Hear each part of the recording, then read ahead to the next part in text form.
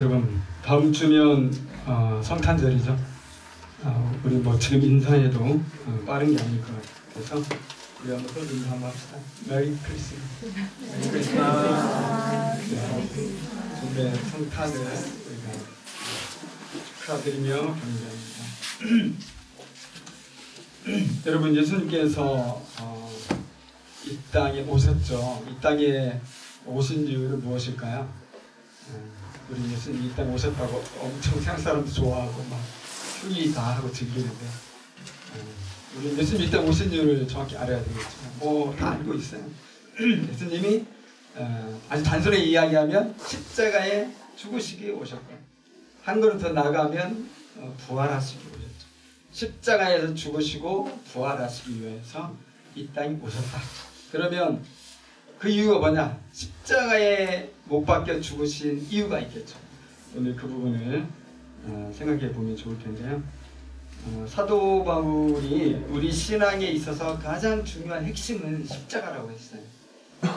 중요하죠. 고린도전서 2장 2절에 보면 내가 예수 그리스도와 그가 십자가에 못 박히신 것 외에는 아무것도 알지 아니하기로 작정했다. 정말 굳게 결심했다. 십자가 중요하다 얘기하는 거죠. 그래서 오늘 본문에 보면 이제 예수님이 사람들에게 버림받고 십자가에 처형장 끌려가는 그런 말씀. 예수님이 이제 빌라도의 법정에서 이제 채찍에 맞으시고 고문당하신 후에 십자가를 이렇게 메고 골고다 언덕으로 올라가시고 마침내 십자가에 못 박혀 죽으시는 장면이 오늘 본문의 말씀입니다. 근데 이런 과정에서 우리가 한 가지 이렇게 생각하게 되는 뭐냐면 예수님이 정말 사람들로부터 버림받으셨구나. 예수님이 십자가에 죽으실 때 끝까지 함께한 사람들이 없어요. 물론 소수의 여성들만 있어요. 55절, 56절 보면 여자들이 나오죠. 마리아라고 하는 이런 여자들 이름이 거론되고 있는데, 그러니까 이 사회에서 저 힘없는 사람들, 그것도 힘없는 여자들, 이 여자들만 예수님을 끝까지 이렇게 지키고 예수님 죽어가는 거 보면서 막 울고 좀 울어주고 이렇게 했지. 정말 예수님이 사랑했던 사람들, 그 중에서도 정말 공들이고 똥 공들이고 가르치고 가르쳤던 애제자들 12명, 이 제자들이 세상이 예수님을 다 버렸다. 여러분 어떻습니까? 내가 정말 사랑하고 공들였던 어떤 제자가 있다. 근데 그 제자가 중요한 순간에 나를 욕하고 등 돌렸다. 기분 좋아요? 얼마나 기분 나쁘고 정말 이 산다는 게 뭐냐, 정말 인생의 회의감이 들지 않겠어요? 그런데 이렇게 가까운 제자들에게마저 예수님이 배신을 당했으니까 여러분, 예수님의 처지가 정말 이게 말이 아닌 겁니다. 예수님 인생을 좀 헛되게 살았으면 이해가 되겠죠. 예수님 인생 헛되게 산 게 아니잖아요. 얼마나 예수님 인생을 열심히 살았어요.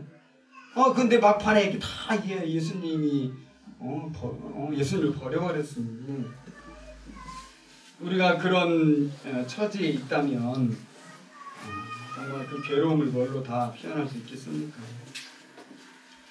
그래서 우리가 던질 수 있는 질문이 이런 게 있는 거죠. 왜 사람들이 예수님을 다 버렸을까? 여러분, 예수님이 왜 버림받았을까요?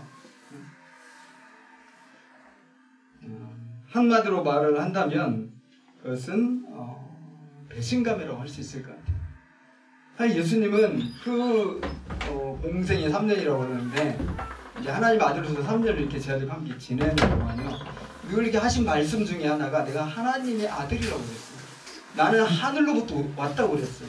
나를 본 자는 하나님을 본 자기 때문에 너희들 하나님 나에게 보여주세요, 하나님 아버지 보여주세요, 이런 말 하지 말라고 그랬어요. 나 보냐? 그러면 너희가 하나님 본 거야.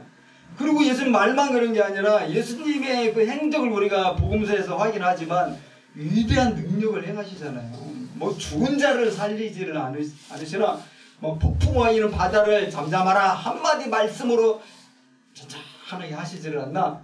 오병이어로 막 5,000명을 다 먹이시질 않나? 누가 보더라도 저 예수는 하나님의 아들이 분명하고, 야, 저 예수를 우리가 따르면 우리가 진짜 지금 로마 치하 밑에서 우리가 너무나 고통스럽게 살아가고 있고, 우리의 경제적인 이 삶이 너무 피폐해지고 정말 살기 힘든데, 저 예수가 우리의 왕이 되면 진짜 우리 행복하겠다. 정말 본인이 하나님의 아들이라고 그러는데 제발 좀 하나님의 아들로서 메시아로서 우리를 구원해 줬으면 좋겠고, 저분이 구원해 줄 게 분명하다. 이러면 그렇게 따른 거 아니에요. 하나님이라고, 하나님의 아들이라고 메시아라고 생각하면서 따랐는데 무슨 일이 벌어지고 있는 거예요? 그 자칭 하나님이라는 이 예수가 너무나 무능력한 모습을 보이는 거예요. 그냥 포로로 잡혀가요. 빌라도 법정에서 막 채찍에 맞고 막 피를 흘려요. 죽어가요. 근데 한마디 말도 못해. 자기 변명도 한마디 하지를 않아. 그리고는 십자가 되고 골고다가 또 올라가는데 누가 좋아하겠어요? 사람들이 다 그렇게 생각하는 거예요. 우리가 속았다.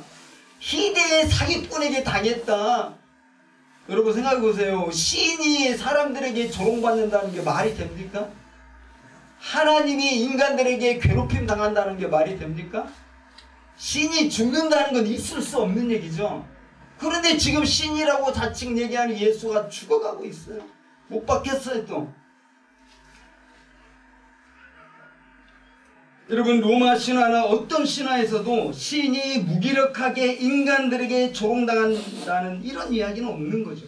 모든 신화는 절대적 힘을 가진 신이 인간들을 창조하는데, 그 인간들을 왜 창조하느냐? 다 자기 노예로 부리려고 인간들을 창조하는 거예요. 지상에 힘없는 인간들은 천상에 있는 신들의 노예인 거죠.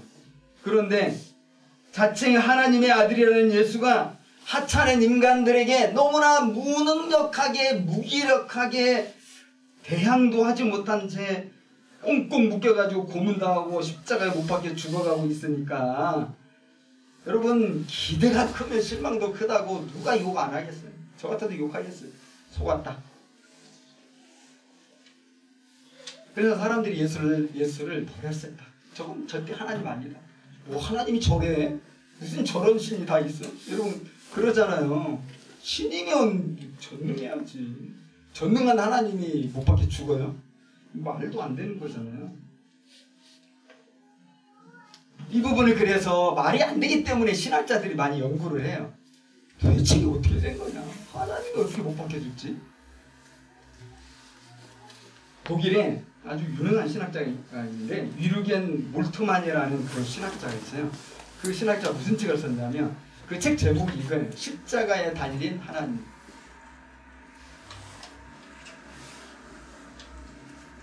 하나님이 십자가에 달려서 죽었다.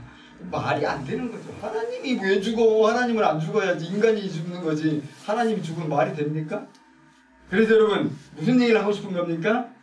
하나님이 십자가에 매달려 죽었다는 것에 진정한 기독교의 역설이 있다는 것이고, 거기에 진짜 기독교의 진리가 있다는 것이기 때문에 이게 너무 중요하다는 거예요. 하나님이 죽었다는 게 너무 중요하다. 자, 하나님의 십자가에 달렸다는 것은 여러분 오늘날 우리들에게 무슨 의미가 있을까요? 이걸 우리가 생각해봐야 될 것입니다. 하나님이 십자가에 달려 죽었다. 예수가 십자가에 달려 죽었다는 것은 그걸 의미하는 거예요. 인간이 겪을 수 있는 모든 고통, 우리가 뭐 다 얘기할 수 없겠지만 그 모든 고통을 하나님의 아들이 대신 다 지시고 죽으셨다는 것을 뜻하는 것입니다.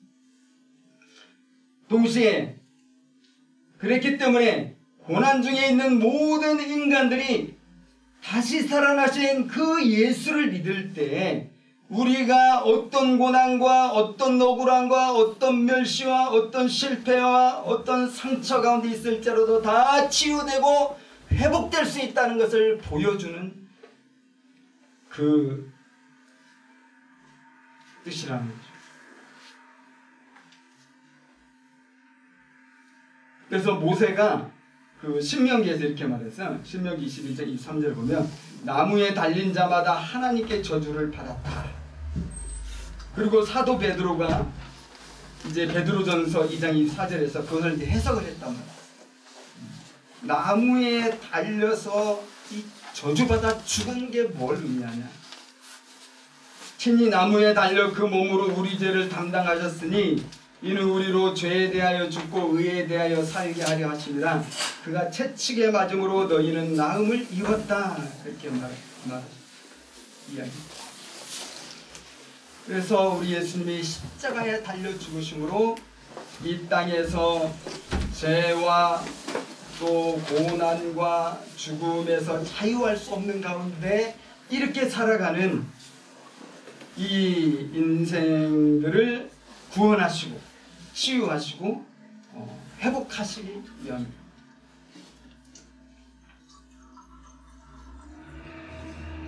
오늘 본문을 우리가 다시 이렇게 잘 생각해 보면요, 예수님이 이 모욕당하는 장면이 가득해요. 여러분, 만약에 내가 잘 아는 사람들에게 막 둘러싸여 가지고 우리 옷이 다 발가벗겨진 채로 우리가 그렇게 구경거리가 된다면 얼마나 큰 모멸과 수치 이런 게 있겠습니까? 만약에 모두가 쳐다보는 데서 사람들로부터 침뱉음을 반복해서 당하고 뺨까지 맞게 된다면 여러분 정말 죽고 싶지 않겠어요? 않겠습니까? 누가 그런 일을 당하면서 살고 싶겠습니까?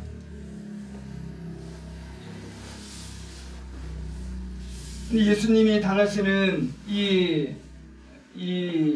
어떤 모욕 속에서 느끼는 이 수치감, 모멸감, 그것은 훨씬 더 컸다는 거죠. 28, 29절 보면 유대인의 왕이라고 한 것을 빌미 삼아서 옷을 벗기고 또 홍포를 입히고 가시면관을 씌웠죠.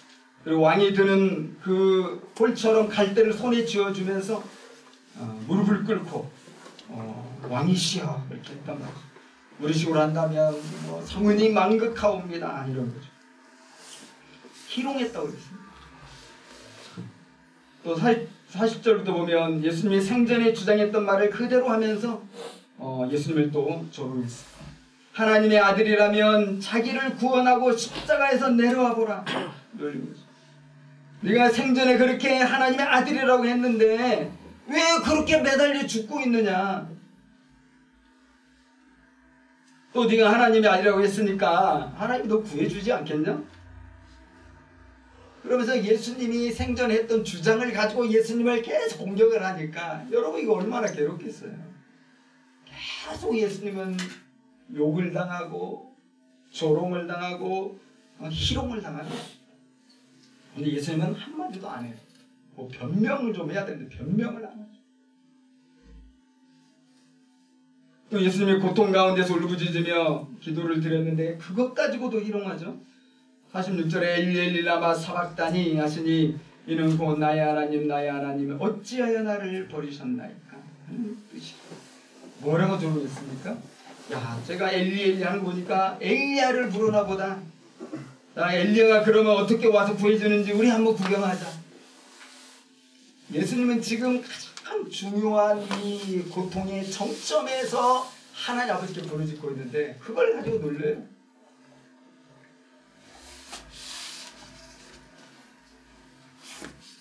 여러분 이 모든 고난에서 우리가 한 가지 또 생각해 봐야 되는 거냐면 예수님은 이런 모든 고난들을 아무도 모르는 무슨 밀실에서 당한 게 아니라는 거예요. 사람들이 모르는 어떤 그 지하 고문실에서 당한 게 아니라는 거죠. 예수님은 공개된 장소, 성문 밖 골고다 언덕 높은 곳에서 십자가에서 매달렸습니다. 그래서 모든 사람들이 다 그걸 보고 있어요. 구경하고 있어요. 속옷만 걸친 채로 십자가에 못 박혀서 예수님 매달려 계시는데 사람들이 그걸 보고 다 욕한단 말이에요. 하나님이라고 하더니 어휴 저 사기꾼.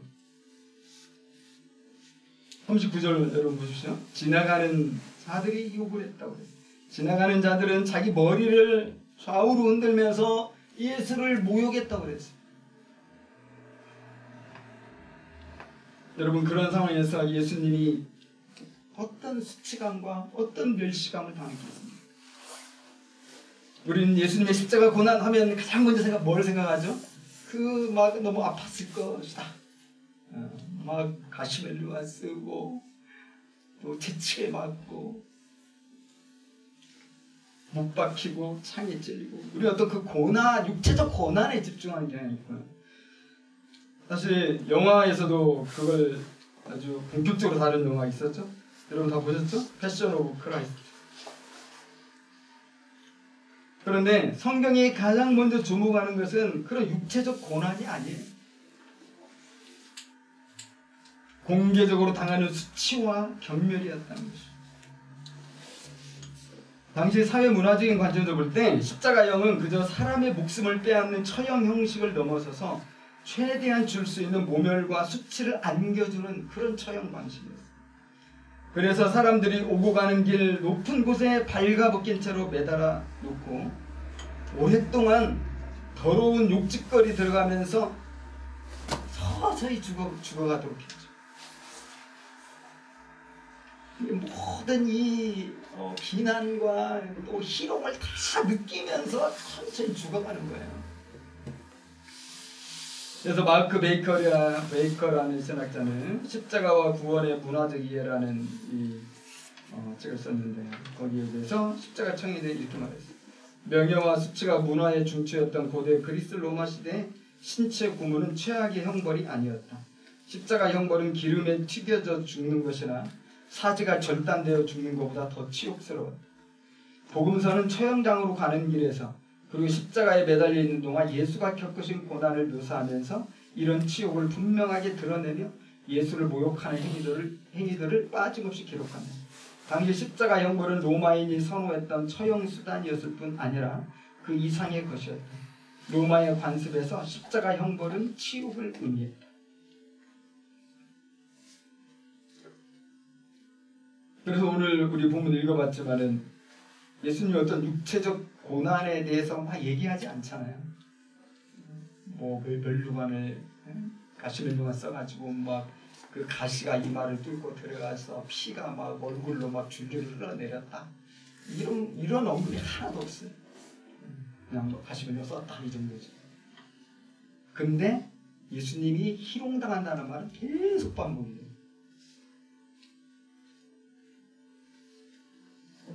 여러분 예수님의 이러한 수치감과 모욕감은 무엇을 위한 것입니까? 또 누구를 위한 것입니까? 그것은 이 땅에서 우리가 이런 모욕감과 수치감을 느끼며 살 수밖에 없지 않습니까? 이런 우리들을 치유하기 위해서 그렇게 다 당하신 거라는 겁니다. 여러분 우리가 살면서 가족 간의 관계에서 이런 수치감 느낄 때 많이 있지 않습니까? 부모님에게 막 혼날 때, 어떤 때는 억울하게 혼날 때 있죠. 그럴 때는 막 우리가 견딜 수 없지 않습니까? 도대체 집에서 뭐 하고 있냐? 뭐 이런 얘기. 할 줄 아는 게 너는 뭐가 있냐? 뭐 나이만 먹고 있다. 저희 때는 그런 말 많이 들었어요. 밥만 축낸다.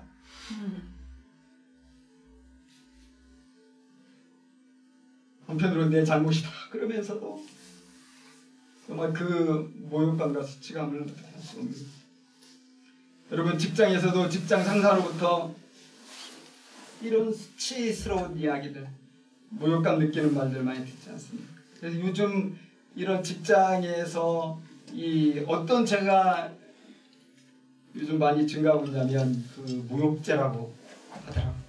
그래서 모욕죄로 고발당하는 일이 많이 있답니다. 고발당하기도 하고 고발하기도 하고. 최근에 어떤 그 직장인이 자기가 정말 수치감을 견딜 수 없다고 하면서 자기가 당한 말을 이야기했는데 이런 말이었어요. 야, 길 가다가 아무나 붙잡고 일시켜도 너보다 잘할 것이다.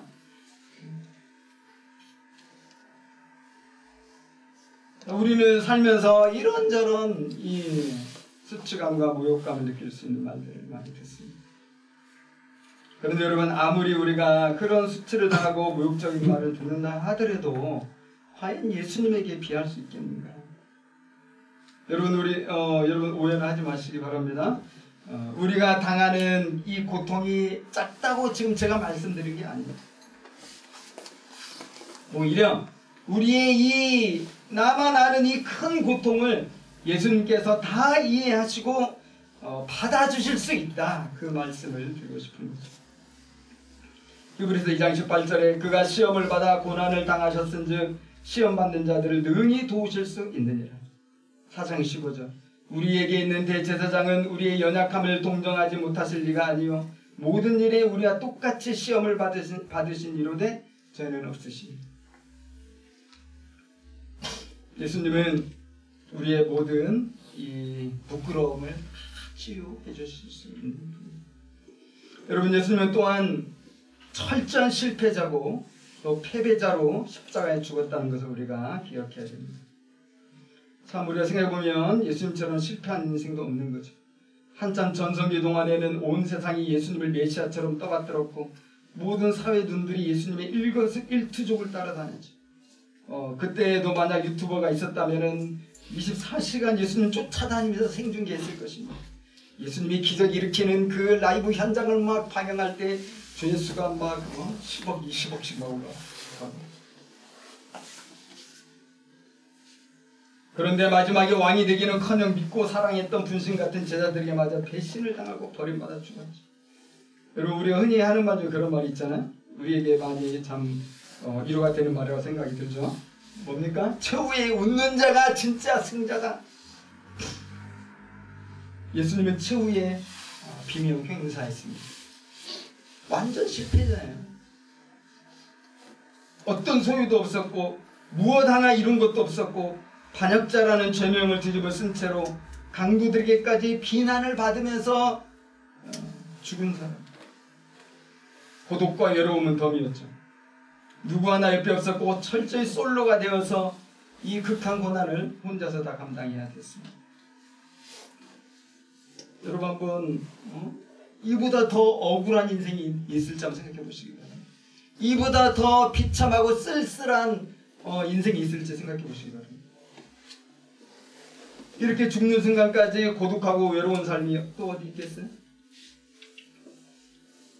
여러분, 최근에 그 정부에서 최초로 고독사 통계를 냈다고 그러지. 최근 5년 동안 고독사 이 통계를 내서 그 결과를 보게 되었는데 참 마음이 아팠습니다. 여러분, 고독사는 어떻게 정의될 수 있습니까? 어떤 연구자도 없어가지고 혼자 살다가 시신으로 발견되는 거죠. 이 빌라나 이런 곳에서 많이 발견됩니다. 아파트도 물론 있지. 2021년에 3,000명이 넘는 사람들이 고독사로 이렇게 됐는데 어떤 한 연령대에 많이 몰려 있었어요.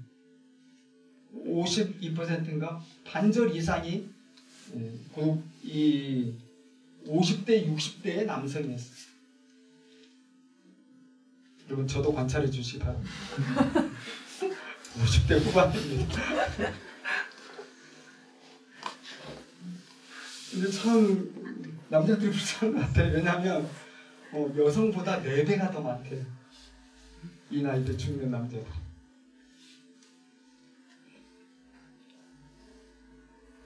그러나 여러분, 그런 생각이 들었습니다. 만약에 그분들이 세상에서 가장 비참한 실패자가 되어서 모두에게 버림받은 채로 홀로 고독하게 죽어간 예수님이 있었다. 2000년 전에 이 고독사로 죽은 하나님의 아들이 있었다. 그리고 그분이 부활하신 하나님의 아들이었다. 이런 것을 믿었다면 그렇게 인생이 소망 없이 끝나지는 않았지 않았을까 하는 생각입니다. 또한 여러분, 성경에서 육체적 고난을 강조하지 않았다고 했지만 우리가 그 고난을 간과할 수는 없겠죠. 예수님을 로마 군병의 채찍에 맞아 살이 터지고 피를 흘리셨어요. 지친 몸으로 십자가를 지고 골고다 언덕에 오르시면서 수차례 쓰러졌고요. 이것을 비아 돌로로사라고 이야기하죠. 거대한 못이 손과 발을 관통하여 나무에 박혔고 벽 위였습니다. 뜨거운 태양 아래서 피 흘리다가 마침내 운명하셨습니다. 로마 군병들이 예수님의 옆구리를 차갑고 날카로운 창으로 찔렀을 때는 물과 피가 땅에 쏟아지기도 했습니다. 여러분, 예수님이 당한 이런 육체적인 고난을 우리가 사실 말로 다 표현할 수가 없는 거죠. 오늘날 우리의 현실을 보면 이렇게 육체적으로 힘겹게 고난을 당하면서 살아가는 사람들이 참 많이 있는 것 같습니다. 사건 사고로 신체를 잃기도 하고 또 암을 또 언급하지 않을 수 없고 우리나라의 그 사망 원인이라고 하지 않습니까? 비교적 젊은 나이에 걸리는 그런 암이 있다면 그것은 정말 그 비참함을 이루 말할 수가 없습니다.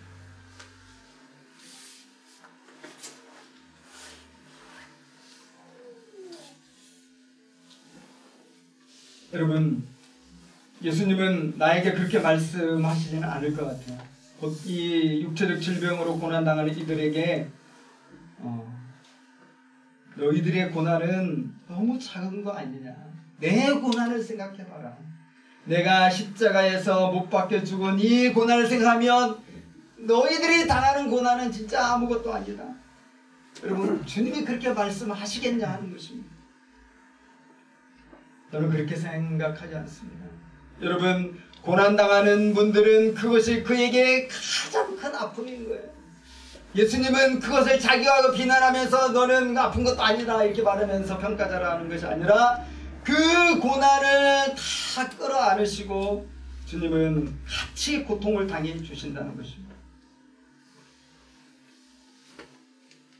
나와 함께 고통을 당하실 뿐만 아니라 내 모든 고난을 다 이해하시고 받아주시는 분이 바로 이 십자가에 죽으신 나의 주님이라고 믿게 돼요. 그분이 부활하신 주님이라고 믿게 될 때 어느 누구라도 여러분 희망을 가질 수 있지는 않겠습니다. 여러분, 우리가 또 생각해야 되는 것은 무엇보다도 하나님과의 단절된 이 영적인 고난, 또 정신적인 고난이겠죠. 예수님이 3시간 동안 예수님 매달리시고 계실 때 3시간 동안 하늘이 어두워졌다고 해요. 그런 상황에서 예수님은 엘리 라마 사박다냐고 부르짖었습니다. 아버지 하나님과의 이 단절됨에서 오는 이 영적이고 정신적인 고난이 정말로 컸겠다 하는 것을 우리가 조금이나마 짐작하게 되는 거죠. 여러분, 예수님이 마지막 이 기도하신 거 아닙니까? 어째서 하나님 나를 버리셨습니까? 그런데 하나님이 답을 안 주셨어요. 응답해 주셨나요? 응답이 없었습니다. 잠시 생각해보면 3년 전에 요단강에서 세례받고 올라오실 때는 여러분 하늘에서 무슨 소리가 났습니까? 요단강에서 올라오실 때 성령이 비둘기처럼 예수님에게 임하시고 또 하늘에서 따뜻하고 그렇게 자비로울 수 없는 음성이 들려왔죠. 이는 내 사랑하는 아들이요 기뻐하는 자라. 그런데 예수님이 지금 극한의 고통에서 왜 나를 버리셨나고 부르짖는데 하나님이 아무 말씀도 안 하세요. 하나님이 말씀 못하시는 분이 아니잖아요. 일부러 그러신 거죠. 하지만 하나님은 예수님을 다시 살려주시고 하나님의 아들로서 영광의 보좌 우편에 앉게 하시며 마침내 온 세상을 심판하실 심판주로 세워주셨습니다. 여러분, 예수님께서 왜 나를 버리셨냐고 고함치다 운명하신 이 사실이 우리에게 정말 위로가 된다는 것입니다. 여러분, 우리가 살면서 정신적으로 방황하고 또 그래서 이 삶에 대해서 이 불평하고 또 때로 하나님께 원망하고 그럴 때가 여러분 우리 어찌 없겠습니까? 그런데 오늘 예수님의 이 원망 섞인 이 탄식적인 이 기도를 우리가 묵상해 보면서 어떤 원망과 불평일지라도 이것이 하나님 아버지께 받아들여질 수 있구나 하는 것을 우리가 깨닫는다는 것입니다. 원망한다고 불평한다고 하나님이 예수님을 책망하셨습니까? 에이, 너 안 살려줘. 여러분, 시편에서 우리가 확인하지 않습니까? 시편 읽다 보면 다윗이 아니 이렇게 불평할 수 있나 하나님께, 이렇게 믿음 좋은 사람이 하나님께 이렇게 원망할 수 있나, 이런 시편들이 많이 나와요. 대표적인 22장 1절 2절이죠. 내 하나님이여 내 하나님이여 어찌하여 나를 버리셨습니까? 어찌하여 나를 멀리하며 돕지 아니하시며 내 신음소리를 듣지 않으십니까? 네 하나님, 내가 낮에도 부르짖고 밤에도 내가 잠잠하지 않고 부르짖는데 왜 응답을 안 하십니까? 도대체 하나님 도대체 어디 계시는 거예요? 지금 이 다윗이 그렇게 절규하는 거예요. 이게 지금 하나님 찬양하는 겁니까 여러분? 찬양하는 소리 들려요? 그 불평 원망증 한가득이에요. 왜 하나님 나한테 이렇게 하는지 도저히 이해할 수가 없는 거예요. 여러분, 욥은 어떻게 생각하십니까? 우리는 욥기 말씀 종종 듣지만은 우리가 이 욥기를 통해서 우리 목회자들로부터 교회에서 가장 듣는 말씀이 하나는 그거 아닙니까? 욥은 그렇게 엄청난 고난을 다 당했지만 하루아침에 알거지가 되고 병 걸리고 그랬지만은 하나님께 입술로 범죄하지 않고 하나님께 원망하지 않았다. 내가 빈손으로 왔으니 빈손으로 가는 게 맞습니다 하면서 끝까지 하나님께 원망하지 않았다. 당신 여러분들도 원망하지 마시고 불평하지 마십시오. 뭐 이런 거 아니겠습니까? 우리가 그러다 보니까 막 원망과 막 마음속에 막 불불 끓는데 막 다 꾹꾹 누르고 있어요. 그러니까 병이 생기는 거 아닐까요? 그러니까 여러분 정말 우울증이나 공황장애나 막 이런 것들이 막 이렇게 생기는 거 아닐까요? 여러분, 제가 오늘 여러분 자유케 해줄게요. 하나님 앞에서 원망하세요. 불평하세요. 죄가 아니에요. 믿음의 사람들이 다 그랬어요. 욥이 그랬죠. 여러분, 후반부로 가면요, 욥이 정말 이렇게 하나님께 원망할까 할 정도로 원망합니다. 그게 뭐냐면 자기 생일을 저주해요.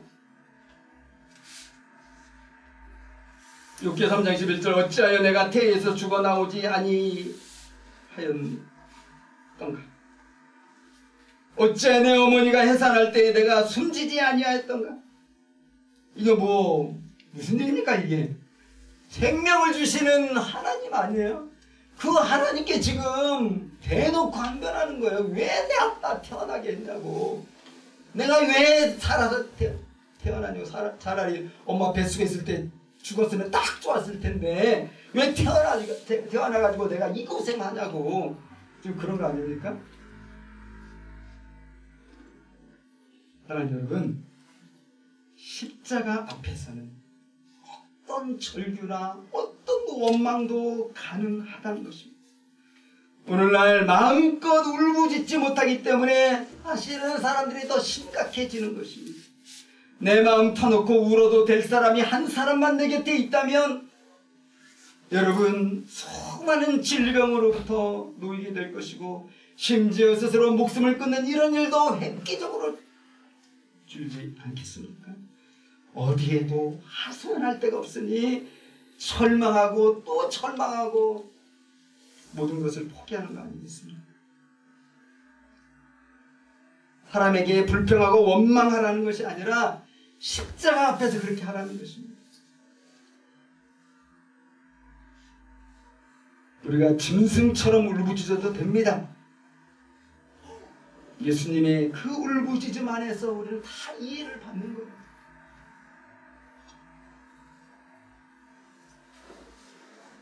여러분, 십자가는 무엇을 의미합니까? 십자가에 달리신 예수님은 우리의 모든 수치를 받아주십니다. 우리의 모든 실패도 용납해 주십니다. 십자가에 달린 예수님은 우리의 고독과 외로움도 모두 다 알아주십니다. 우리의 악을 쓰는 불평과 원망마저도 따뜻하게 들어주시죠. 그리고 사랑하는 여러분, 무엇보다도 십자가에 죽으신 예수님은 결정적으로 우리의 죽음도 치유해 주신다는 것입니다. 어떤 신학자가 말했듯이 예수님의 죽음은 죽음을 죽이는 죽음이라고 했습니다. 예수님의 십자가의 죽으심으로 사흘 만에 다시 살아나셨습니다. 죽기까지 복종하신 아들 예수님을 하나님 아버지께서 다시 살려주신 것이죠. 그래서 예수님의 죽음은 사탄의 사망 권세에 패배한 그 실패가 아니라 도리어 사탄의 사망 권세를 무참하게 깨트린 승리의 죽음이 되시는 것입니다. 그래서 예수를 믿는 자는 죽음을 정복하는 은혜를 누리게 되는 거죠. 영원한 생명, 부활 생명에 대한 확고한 믿음을 갖게 되는 것이죠. 바울처럼 외칠 수 있는 것이죠. 사망아 너의 승리가 어디 있느냐? 사망아 네가 쏘는 것이 어디 있느냐? 우리는 예수님과 함께 부활 생명을 누리게 됩니다.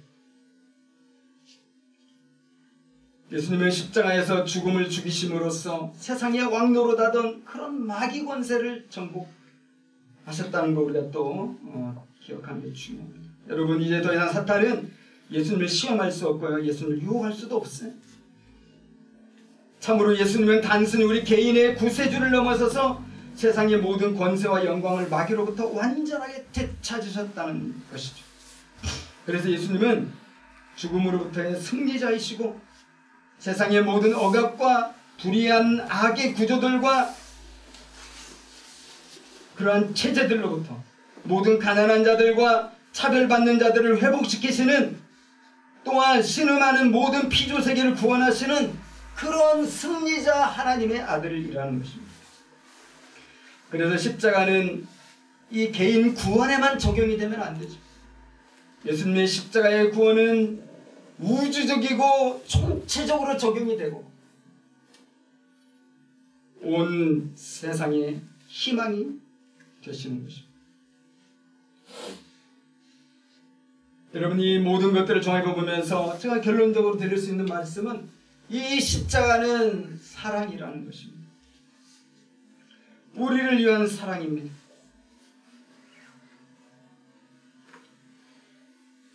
여러분 사랑에는 아픔이 따르지 않습니까? 하나님은 정말 아파하시면서 사랑하신 거예요. 어떤 아픔도 없이 그냥 막 즐겁게 사랑하신 게 아니라 하나님은 고통 속에서 우리를 사랑하신 거예요. 예수님도 그 진한 아픔 속에서 우리를 안아주시는 것입니다. 어떤 엉뚱한 사람들이 주장하는 것처럼 하나님은 고통을 즐기시는 분이 아니에요. 자기 아들 십자가에 딱 못 박아놓고 그걸 즐기는 분이 아니라는 겁니다. 세상을 사랑하셔서 창자가 끊어지는 고통 속에서 아들을 주셨습니다. 예수님은 또한 아버지 뜻에 복종하셔서 스스로 복종하셔서 고통하시면서 십자가에 죽으셨죠. 그래서 이런 신학이 나오는 거예요. 그 신학 이름이 뭐냐면 하나님 아픔의 신학이에요. 모든 신화의 신들은 안 아파요. 여러분 신화에 대한 한 책들 읽어보세요. 무슨 신이 아파합니까? 그런데 하나님은 아파하십니다.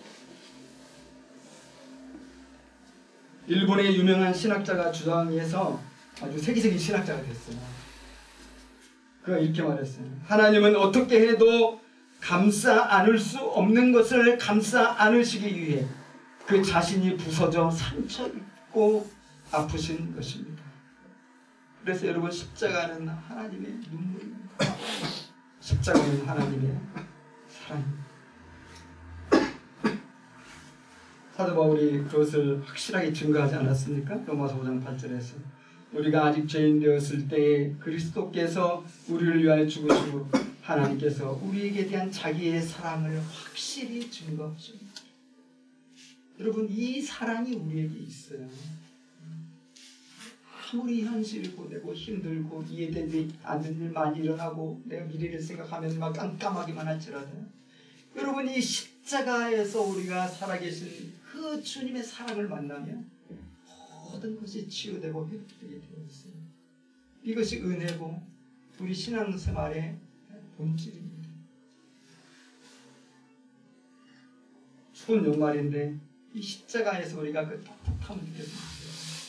또 2023년도도 우리가 이 부활의 소망 안에서 용기를 가지고 시작하면 좋겠습니다. 우리 함께 기도하겠습니다. 십자가를 통해서 보여주신 하나님의 사랑이 어떠한 것인지 생각해 보겠습니다. 하나님이 세상을 이처럼 사랑하사 독생자를 주셨으니 믿는 자마다 그런 마음처럼 영생을 깨닫는 것이죠. 우리 하나님 앞에 감사의 기도를 드리면서 이 십자가의 이 총체적인 사랑과 구원의 큰 은총 가운데서 우리가 머물러 있기를, 또 그 안에서 우리가 세상을 주님의 뜻을 이루는 이러한 이 사명으로서